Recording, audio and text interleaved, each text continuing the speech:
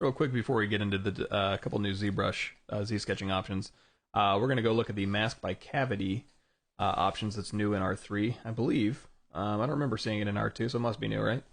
We'll take our basic material and make that a flat color so we can see what we're masking here. And if you go to mask by cavity, just hit that and see what it does.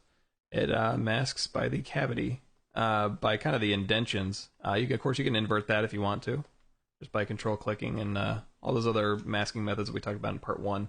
But there's a little more control here. You can actually blur your mask by cavity. You can make it a little more intense if you want to.